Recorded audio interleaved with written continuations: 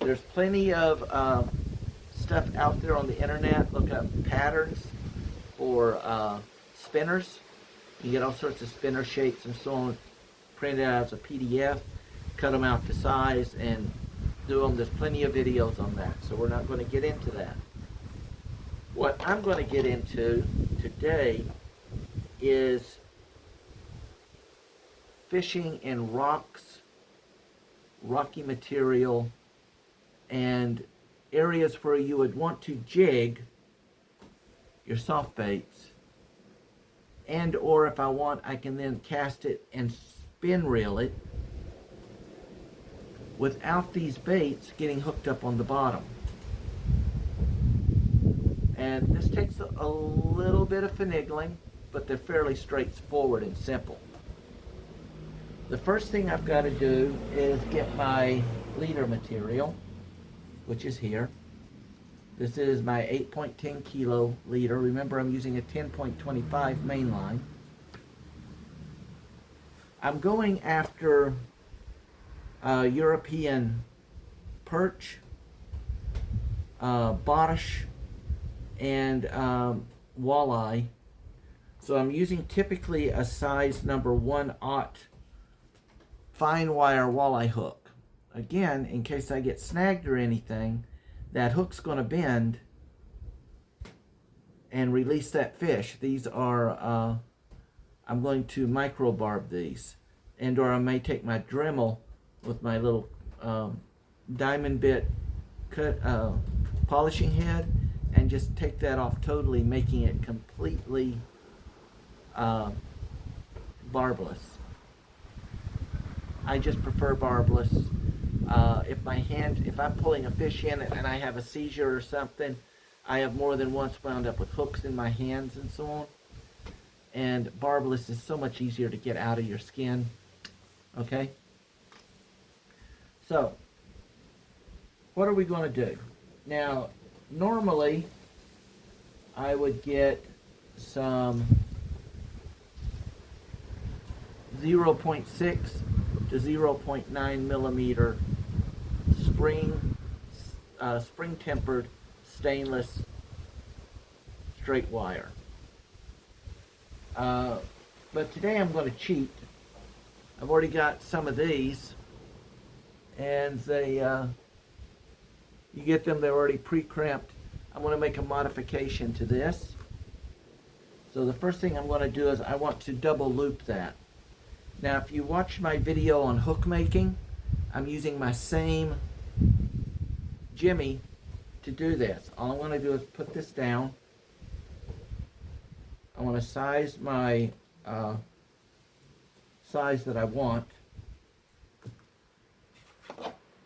I'm going to grip with my forceps so that I'm not having to deal with my hands jumping around on me. I am going to, let me do the camera down a little bit. There we go. I'm going to find one that I want the size of my, where my main line's going to attach. Okay.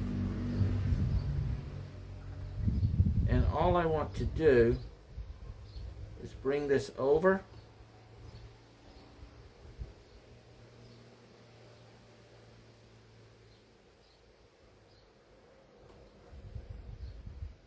and just put a little twist in it. This way this can move, but I'm not having my line slip around or anything. And that gives me a nice L shape. That'll come in important later. The next thing I want to do is make me another little twist knot here. I do not want to do a lot of wraps because I'm going to be twisting this to readjust it later for the lure. But that's basically what we've got right now. Okay.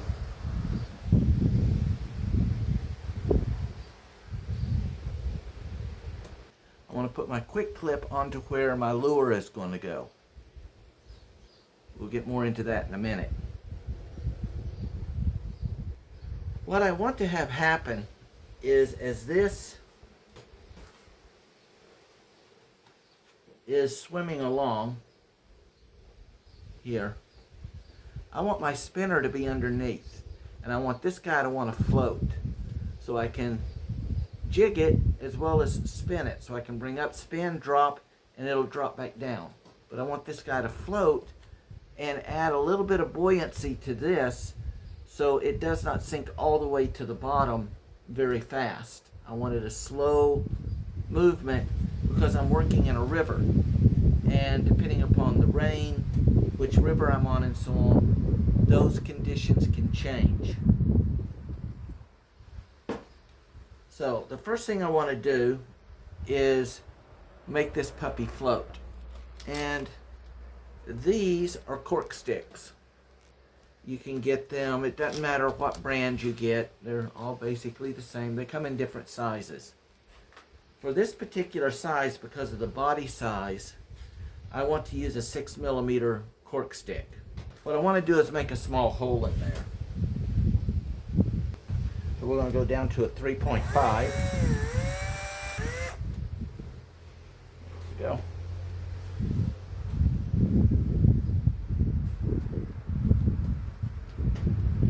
Get a stick out here. We've got a lot of wind today. Not that I'm complaining. It's good to have a breeze for a change. And I want to measure this. I want this to come from the back of the head to right about 2/3 down the body. I do not want to affect my movement back here.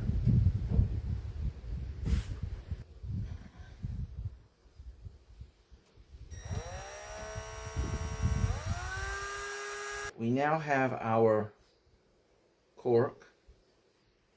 The one thing I want to do at this point is a couple of different things.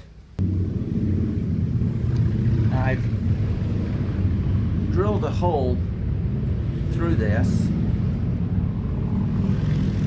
and the first thing I want to do is I want to take some of my leader material, and I've got some very, very small little ring eyes. What I want to do with this ring eye, this is my backup support line. So if my line breaks, I get my lure back. And that's what that little drill hole is for. Because now I am going to take my leader material. Remember, I'm using a main line that's braided. So my leader material for this is mono. It allows a little more stretch if I get snagged or whatever before it breaks. And it will not cut through the soft body as easily as using a braided line would do. Now for this, I'm just going to use a clinch knot because it's fairly quick and easy for me to tie with my hands. So the next thing I'm going to do is put a drop of super glue on my knot that I tied on my little ring. No, it will not melt the mono. However, do not get it on your hands, and keep it away from your main leader line, because if you get enough on there, it could, in theory, make the leader line brittle, causing it to break early, and we don't want to do that. That's why we're doing this before we insert it into our unit. Let that dry for a second. And while that's drying, I'm going to run this through my needle. So now I've got my little micro ring here. And with this, I'm going to just push that into the cork a little bit and add another spot of super glue to keep it into place. We just don't want it going anywhere. Once that's done, we're going to take some more of our leader material, and I'm going to take a moment and remove the barb from this walleye hook. This is an 1/0 or 1 knot, and it's a micro barb, but I want to get that barb off of there. I do not want to touch my tip or anything. I just got rid of that barb, that's all. So now that is an actual true barbless hook, not a micro barb. The next thing I want to do is tie my secondary leader material onto my hook. You can use whichever knot that you want. I have my own preferences. Another little thing that I did is I took one of my spring steel straight rods and I turned it into a pull. It's got a little 3/4 of a hook at one end, a little handle at the other. Remember that hole that I made? Now I can bring this in and I can decide where I want that hook to come out at.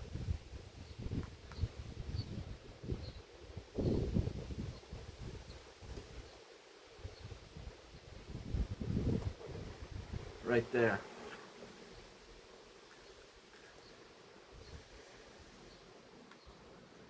With that, I can loop this through, bring it back to the body of my hook. Sorry, bring the line to the body of my lure.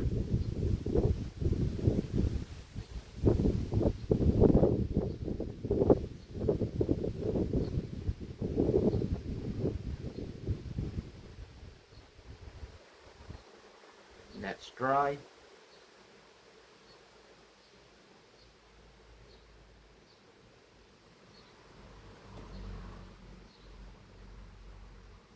And there we go. At this point, I have two other types of circles. One is a large O-ring or rig ring. The other one is a teardrop rig ring. I use the teardrop to know which line my lure is connected to, and I use the round rig ring to tell me which line my support or retrieval line is on. The line is still through. I'm just pulling the hook out of the body, and this allows me to insert. All right, so now I'm going to pull my hook in.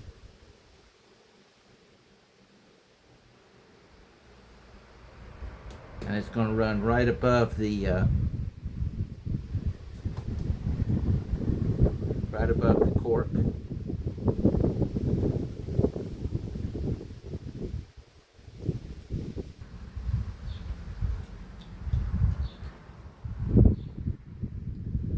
And there we go. My little oval tells me that that's connected to the hook. Now I'm going to use my other one. I'm going to leave a little more leader line and attach that to my round one. And that tells me that's attached to my cork, which will retrieve my lure if my hook line snaps. You'll notice in this case I've not been burning the tails to ball them, because that's going to be inside, so I didn't want a secondary ball taking up more space. And this one again is not going to be, should not be picking up any additional weight. That's why it's longer than my connector. And then we're just going to set this to the side. And for all intents and purposes, our soft rig is finished. What we connect it to, though, is up to you. Me, I'm going to be making a spinner for this. I want my spinner to run on the bottom, not the typical way that it runs, where it runs on the top. So I'm putting an additional kink in there. And what I'm going to do with this is, step one, I want to take half of a rubber egg slider and put that on there. The next thing I'm going to do is take my cone weight and I'm going to put it on so that it sets toward my connector ring, my connector loop. I need to add my other half of my rubber egg to this. The tip is again pointing toward the front because I want it to sit inside